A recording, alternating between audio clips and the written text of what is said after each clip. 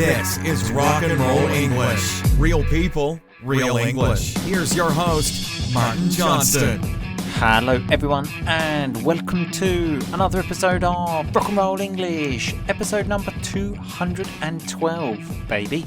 In today's episode we have a special guest. Yes, that is right. I speak to Charlie from the YouTube channel Real English with Real Teachers. Now, if you are familiar with this YouTube channel, you will know that I spoke to Harry, the other person on that YouTube channel, on episode 176. So in today's episode, I interview the other side of the dream team because there are two of them, Harry and Charlie. Although I must admit, I do get their names mixed up. I think because Harry and Charlie just rolls off the tongue. So there's a nice expression. If it just rolls off the tongue, it's so easy to say. Harry and Charlie. It could almost be one person. So I do get a bit confused during the episode about their names, but I was happy to hear that I am not the only person. Anyway, if you are not familiar with their YouTube channel, what are you doing? Go and find it. Because, you know, there are lots of us English teachers around, but Harry and Charlie do some great stuff, very much in rock and roll English style. Lots of laughs, sarcasm, self-deprecation, and more than anything else. Like rock and roll English, it's about a true friendship at the heart of the channel, which is something I love. Anyway, after speaking to Harry, I now speak to Charlie, who has also just started a podcast of his own called the British English Podcast.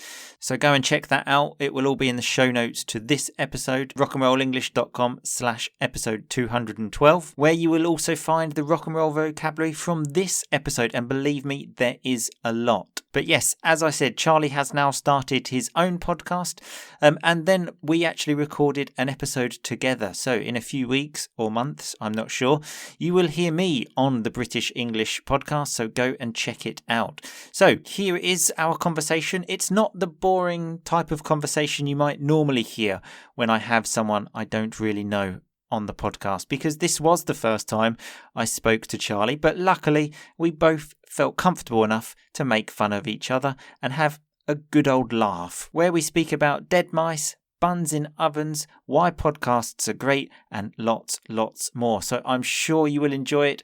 I will speak to you all again at the end. Happy listening.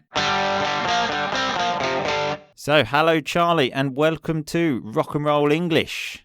Hello, Martin. Lovely to be here. Thank you very much. Lovely to have you. Part 2 of the Dream Team, finally. Exactly. Yeah, you've got both of us now. Yep, indeed. Normally I ask my guests to introduce themselves, but I've done about 10 minutes research on you, and I think I know you better than you know yourself. Okay, so I think I might do the intro for you, okay? And count yourself very lucky, because I normally do only 5 minutes research for a podcast, but I've upped that. So I've increased that to 10, maybe even 15. I'm not sure. It was quite thorough, so it was quite complete, this research. Goodness me. Oh, yeah. So I noticed we have lots of things in common. So I know you went to university. You got an office job you didn't like, and then you kind of thought, well, fuck this, I'm moving abroad. And you have a long-time girlfriend, and you started teaching English. Most recently, you have started a podcast. This is all true, yeah? I got my research right? This is spot on, yeah. Very impressed so far. Good research, good use of 15 minutes. Oh, yeah, exactly. And lovely rock and roll vocabulary there. Spot on, like absolutely perfect, correct. I'm sure there are a few things missing, though, so we're just going to have a look at a few of these and go into a bit more detail, okay? Mm-hmm. So starting with university, we're actually going to record a podcast on that in a bit, so obviously people can listen to that. But one thing I did want to talk about is I know that you met your good friend Charlie. No, suck. We'll keep that in. Oh, shit. Sorry. You met your good friend Harry. It is difficult with Harry and Charlie, isn't it? It's understandable. Yeah, we've had many emails with sponsors saying, thanks, Harry. See you later, Charlie. Kind of in one email, they've mistaken it. Yeah, it's absolutely fine. Yeah. So your good friend Harry, and I noticed that. Well, I found out the story behind the friendship, that he asked you for a pen. That's right. Is this right? It did kind of sound like a way to break the ice. Let's say, I mean, in fact, one thing that I sort of went against me years ago, something that didn't really help me, let's say, was that I didn't smoke. And you go to a nightclub and my friends would go out for a cigarette, and that would be the perfect opportunity to talk to a girl. Oh, do you have a cigarette? The ice is broken, then you make your move. Do you think that's what Harry did with you? Was that his tactic? Oh, I see. What you were thinking at that point, he was trying to start a YouTube partnership. I think he saw that immediately. I'm sure he had a pen on him, and he just thought, I'll put that pen in my pocket, I'll ask him for a pen, and boom, we've got Real English with Real Teachers YouTube channel. Yeah, it could be that. Or, unfortunately, I think it might be the fact that Harry completely forgets everything. I don't think I've seen him hold a pen of his own in the last 6-7 years. So I don't know if he owns one, actually. He always borrows them, and he keeps them for a long time. Okay. But, yeah. Good to know. So if anyone is around Harry, keep your pens very close to you. So then after university, you got an office job, and you didn't enjoy the 9-to-5 life, so the standard office life. Tell us about that. How bad was it from 0 to 10? That's right. 10 being the worst. I would say it was there were different parts that I enjoyed. The actual company was a TV production company for comedy, so it was quite interesting for that part. Yeah. And there were heroes like the Peep Show directors. They were coming in. Oh, wow. So that's a famous TV program in England. See, I thought you had the similar experience to me, because I worked in investment banking. Wow. And I was talking about interest rates and derivatives, which, I mean, working in a TV production company with the producers of a famous TV show makes my job makes your experience sound amazing. Why the fuck did you stop this to start a YouTube channel? Well, you start off at the bottom of the pile. You start off as the office runner, or the office bitch. Okay. I don't know if we're allowed to swear. Are we allowed to swear? Go free. So the office runner, just doing all of the boring stuff, making cups of tea, stuff like this. You wouldn't believe how many cups of coffee the boss has. Yeah, it was just a constant flow, which kept me busy. But then, one of my low points was I came in early to start the shift, and it smelled horrible. There was this really weird smell in the office. And then my supervisor came in, and she had apparently smelt this before, and she knew what it was. And she said, "Charlie, you're going to have to look around where the computer wires are on the floors and look for a dead mouse. This is a dead mouse that is probably fried from the electric current." Beautiful. That's, I suppose, the reason you go to university, isn't it? So you can study and you can be prepared to look for a dead mouse in an office. That's what university prepares you for, isn't it? Exactly. Yeah. Not just to look, around wherever you are, but just to follow those lines like a real investigator. Yeah. I found it, and it was stuck to the floorboards, and it was horrible trying to get that off. Lovely. So was that part of your job description? Was that written in the contract, or? I didn't see it. I did want to ask her, but she hated me. I think that was another part of why I didn't like it. Okay. I think I tried to be quite charismatic, maybe, or a more neutral one of those adjectives, but it was not the place to try and have a personality. You had to just pick up the mice and leave. I love as well how the mouse is dead, and then you come into work. Charlie, I've got a big job for you today. This one's for you. Only you can do this. Okay. To try and make you feel important. Yeah, we've got a problem, and you're the one that's going to have to resolve it. Okay. Oh, that just made me think of the most ridiculous part of it. So I was the office runner, and then I didn't get on any of the television sets like she had promised me to for a while. And then she brought me into her office and she said, Charlie, I've got a very important job for you. You're now the green runner. I was like, what is the green runner? She's like, you're in charge of recycling. What a responsibility. Did you put that on your job title? Green runner? She tried to make me. Yeah, I didn't though. Didn't.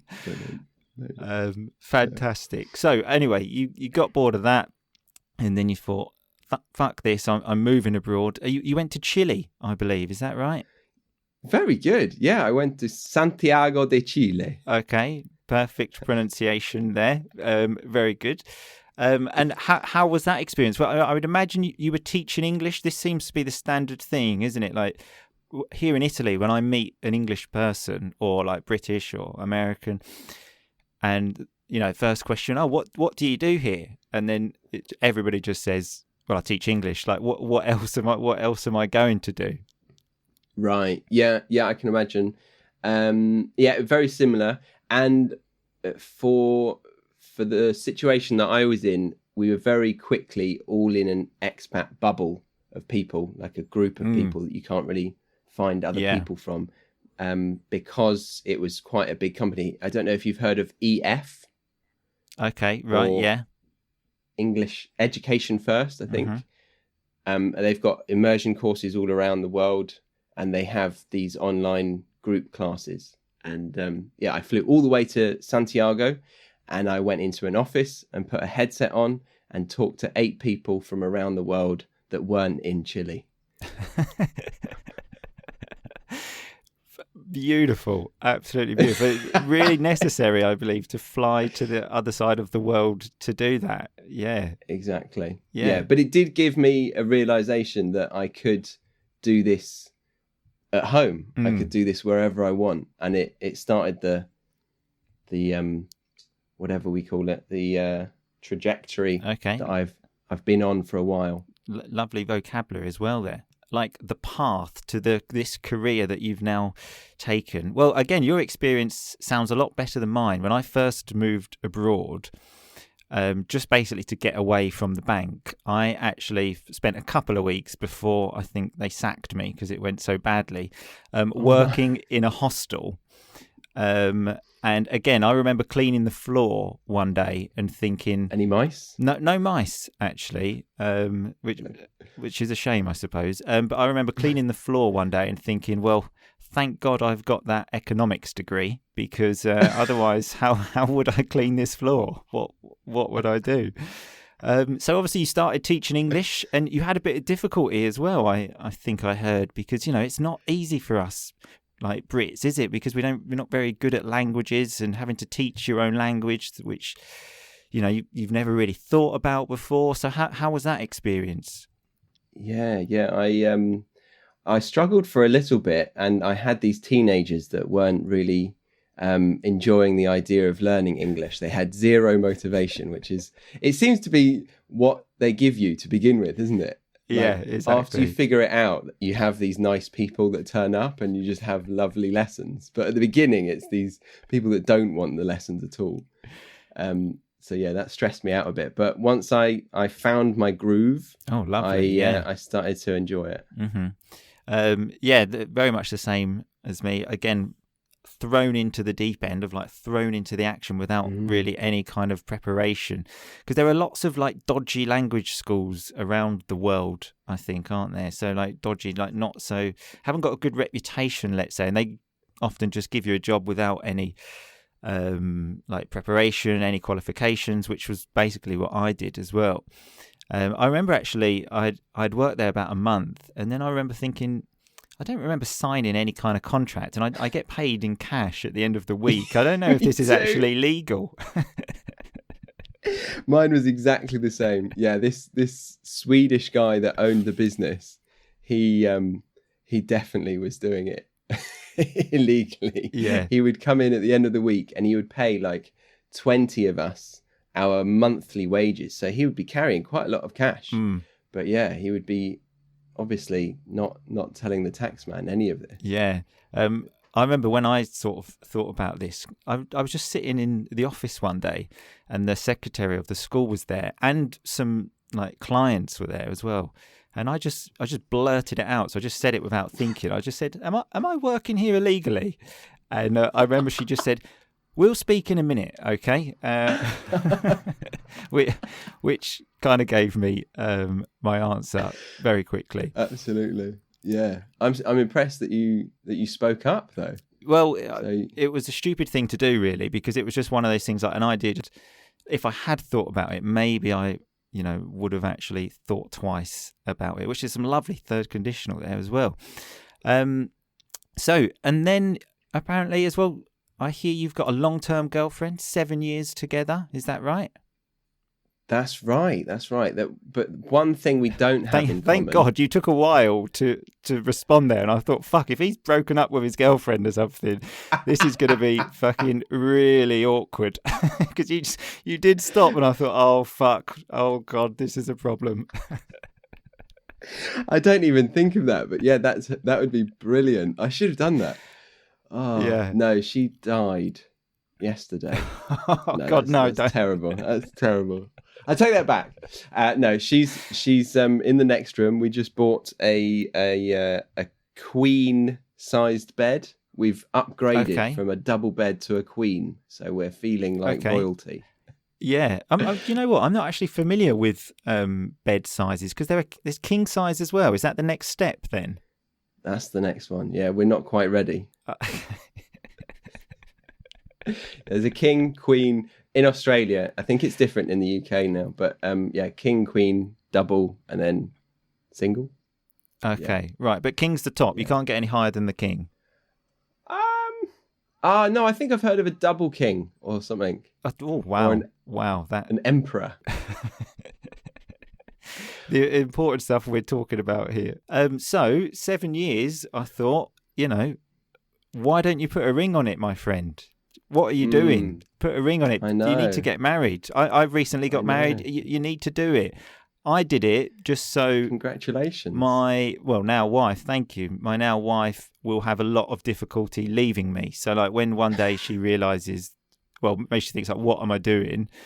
Then it's going to be more difficult. Also now she's now pregnant. So like if she's going to leave me, it's going to be really difficult for her to do that. So that's the reason. Okay. I appreciate that for humour purposes, but I do find it funny when people tell me like, why haven't you put a ring on it? And it makes me think like, is that how insecure your relationship is? Like, I'm almost going to question you now, but no, you've knocked her up, so you've done a double whammy there. Yeah, lovely vocabulary as well. You've knocked her up. You've made her pregnant. Which actually, when we spoke, I contacted you on Instagram.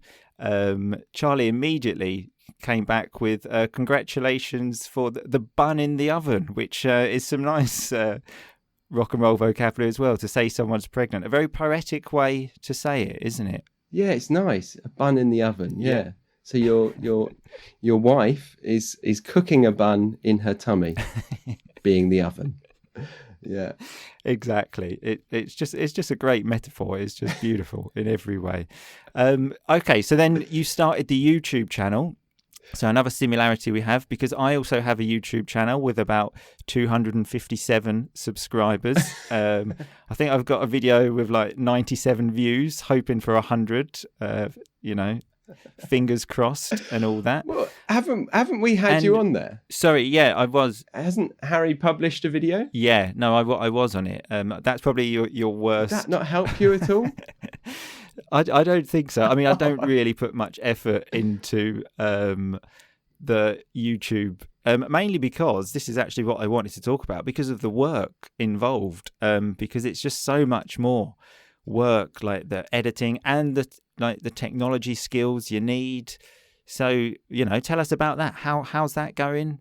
Because now you live in Australia, don't you? And obviously, Harry, I did think about that for a minute, is in the UK. So how's all that going? Yeah, we've started to take videos more independently now, which has streamlined the whole channel a bit more, because we used to like share the video files every time someone did a bit of work and then it would come over and it would just take ages. So yeah, we take them ourselves, and we now film either independently or we do it on a live broadcast. So he's up in the morning and I'm in the evening.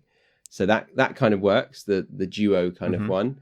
And then, we stockpile videos when we are on a holiday with each other, or or when we're back to in the stockpile, to make a lot of them.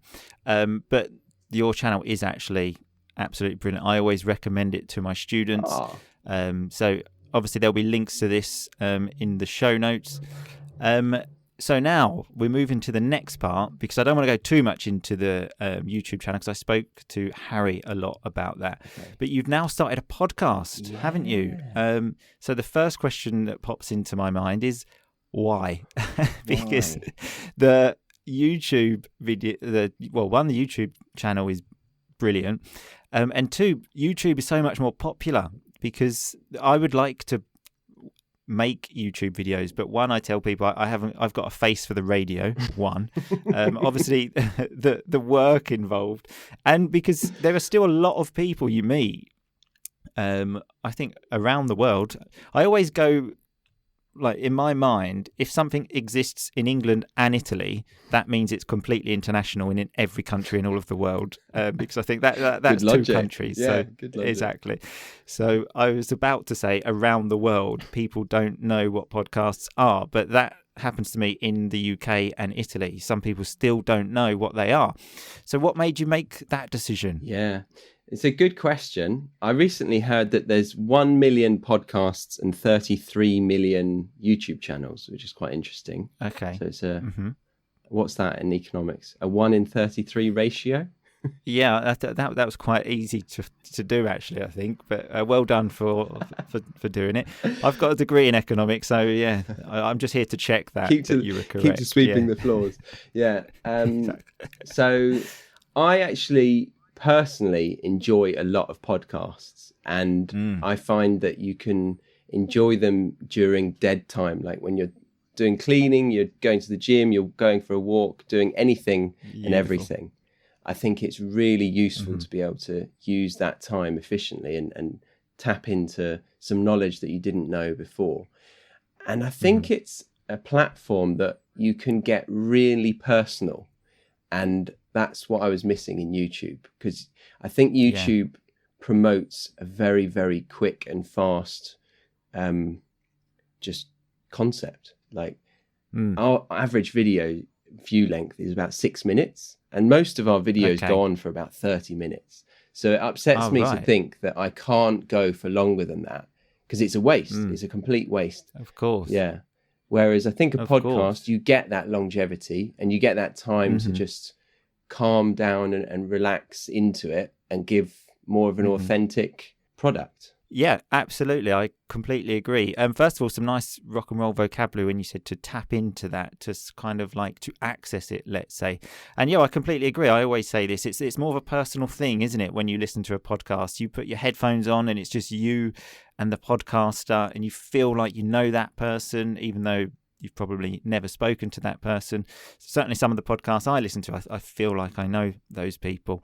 And you mentioned there some of the, like, you really like listening to podcasts, which brings me to my next point, because I saw a video you did recently on your Real English with Real Teachers channel, and it said top 5 podcasts to learn English, and I thought, oh, okay, I'm going to be in here. I thought, I'm pals already with Harry. I've spoken to Charlie, and like, obviously, I didn't watch all of the video. I watched a bit of it. And then I noticed there were some links to the podcast. I couldn't see what links they were.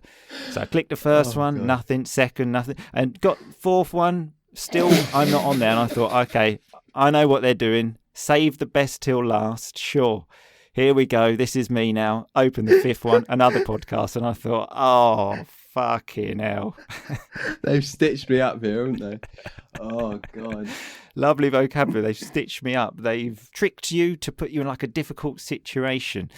But yeah, it was Oh, it was an emotional blow. Like I went to bed crying that night, believe me. Could not believe I it. apologise, Martin. To be fair, though, I don't know if you saw the list. I thought you might have just been like, oh, not me, not me, not me. But if you looked at them, they were quite native, big podcasts. I'm not saying that yours isn't big. I'm digging myself a hole here. But they're mainly for natives. Sure. It's mainly for important people, okay? Like, you're just some little stupid idiot trying to make a podcast. Sure. No, quite the contrary. No, to be fair, I obviously wanted to promote my new podcast. So okay, I might have been giving people your one and not giving a lookout for mine. Okay, that's good to know. I'm so glad I've invited you on now. Well, actually, this brings me nicely to the next point. So obviously you've got a YouTube channel and now you've got a podcast. And one of the things I read to have success in this industry is you need to develop thick skin. So like to not get offended when people make like negative comments, stuff like this. Luckily, I've got thick skin as well, so you're forgiven. Don't worry. But I wanted to know, have you ever received any negative comments on the YouTube channel, maybe on the podcast? Yes, it's probably a bit too early for the podcast. I'd like a comment. I'd like a negative comment. That'd be good. Yeah, YouTube, we've got a few. Not as many as you'd expect, though, which we're pleased about. When they come in, though, I think it's because there's two of us. I find it funny. I find it really, really enjoyable, and I can laugh at totally. it. We were waiting like for people to pick us apart and like select the weaker one and just poke at them for their weakness and point it out, and we'd be distraught. But that never happened. Like, we've got our strengths and weaknesses, and I know mine. And yeah, if they were to get that, maybe it would have been a bit hurtful at the beginning. But I feel like I've learned to have thicker skin. But yeah, there's some funny ones out there. And there's one video that we did that was going to a pub, and it was a apparently traditional pub, but it was one of the worst videos we've made. And I remember Harry, his line at the bar was like, "What have you got on tap, mate?" And all of the beers are on tap in front of him. So it's kind of pointless language to learn. But yeah, we've had a lot of natives commenting on that and saying this is the worst English video I've ever seen. When you get comments like that, though, I think, everyone's got a busy life. You're doing stuff. So why spend more time just like having a go at people? So like criticizing people. What are you actually gaining from that? So a native speaker's gone on there. So this is the worst video I've ever seen. Thanks a lot. Thanks a lot. If you've got nothing nice to say, don't say anything. Very good. Very good. Yeah. Yeah. The only time I've been quite lucky, really. I've never really had many. The one I did get, because Rock and Roll English, maybe you've seen this, is actually missing an apostrophe. It's supposed to have two, and there's actually a grammatical mistake in my logo, which just about sums up everything about Rock and Roll English. That is very rock and roll, though. Oh, exactly. That's I'm just like, fuck apostrophes. Yeah. Exactly. Stick it up your arse, mate. Or punctuation.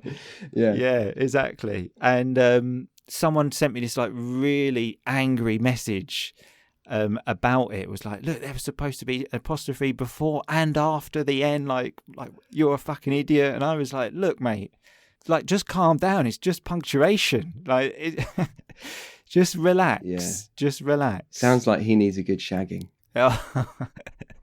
Absolutely. That's actually a line from a TV program which I know that you love. One of my favourites as well, The Office, just in case anyone's interested. Yeah.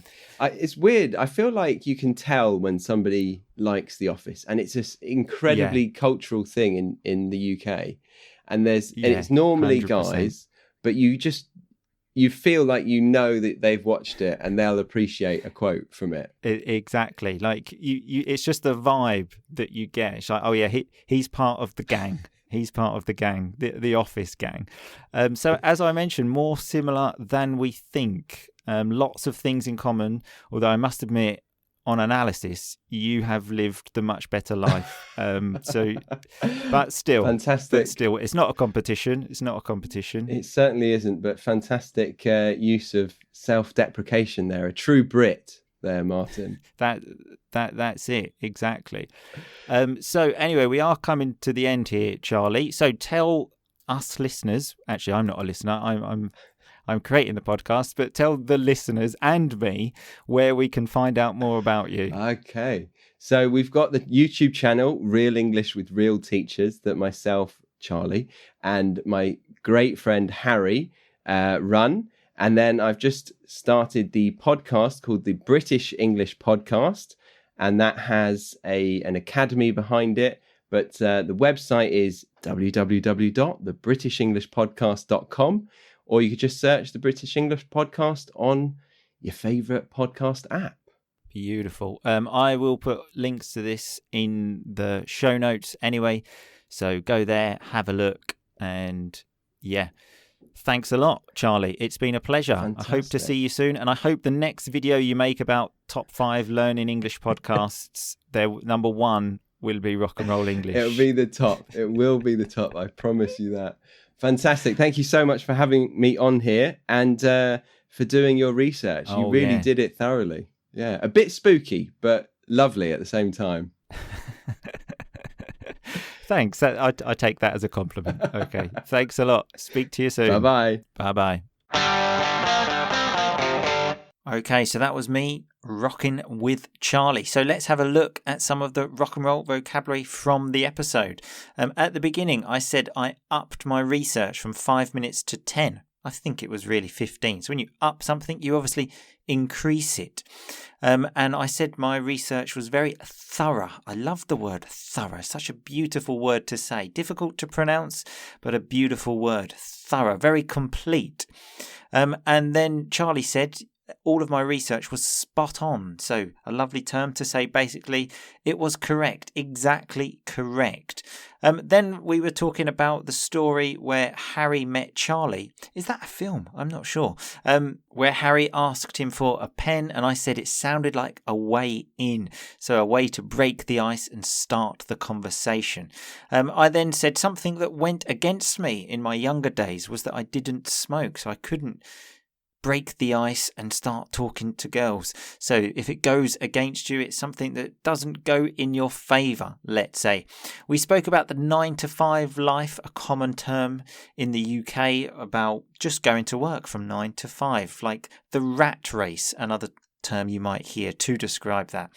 Then we spoke about Charlie being the office runner. So it's quite self-explanatory, that really. The person that runs around the office, making cups of tea, picking up dead mice, whatever. That's the office runner. Charlie also said he lived in an expat bubble. So basically, that's when you move abroad and you don't get to meet people from the country where you're living because you're in this kind of bubble with other expats. We were then speaking about English teaching and I said I was thrown in at the deep end. So think of like a swimming pool. You have the shallow end where the water is very low, let's say, and the deep end where it's very deep. Someone throws you in, you can't swim, you have to learn very quickly. That's what happened to me when teaching English. But then I did learn to swim and also got some qualifications to swim, let's say. So now, luckily, I do know what I'm doing. But for at least 6 months, I had no idea. Then we were speaking about dodgy language schools. So if it's dodgy, it's not quite reputable, let's say, hasn't got a great reputation, maybe something that you can't really trust. And I said I just blurted it out. So when you blurt something out, exactly like I did when I said, am I working here illegally? I didn't really think about what I was saying and I just said it. Charlie then said that I have knocked my wife up. So when you knock someone up, you make them pregnant. Not the most formal thing in the world to say. So if your friend has a baby, it's not a good idea to say to your friend, congratulations on knocking your wife up. But it is a very funny term. Like bun in the oven, which we had a great explanation for in the podcast. Again, a funny way to say that someone is pregnant, but again, not the most formal way to say it. Charlie said that they stockpile videos now. So when you stockpile them, it's when you make a lot of them, maybe in a short space of time. Like he said, when he meets up with Harry, they create lots of videos because they're only together for a short time. Then when we were talking about the whole disturbing thing about how Charlie didn't mention me on the best podcasts to learn English, he said, oh, they've stitched me up here. So when someone stitches you up, they kind of manipulate the situation to make you look a little bit stupid, let's say. But that wasn't my intention, obviously. Then we were speaking about having thick skin. So if you have thick skin, you can take insults, let's say. It doesn't really bother you. You just keep going. And then we had one of my favourite terms, having a go at people, when we said people go online and have a go at people. So they criticise people. Anyway, remember, all of this rock and roll vocabulary is on the website rockandrollenglish.com/episode 212, plus the links to Harry and Charlie's YouTube channel, Real English with Real Teachers, and also to Charlie's podcast, the British English Podcast. Thanks everyone for listening. I will see you all again very soon, but in the meantime, just keep on rocking, baby. Thanks so much for listening to Rock and Roll English. For more great content and to stay up to date, visit rockandrollenglish.com and facebook.com/rockandrollenglish. We'll catch you next time.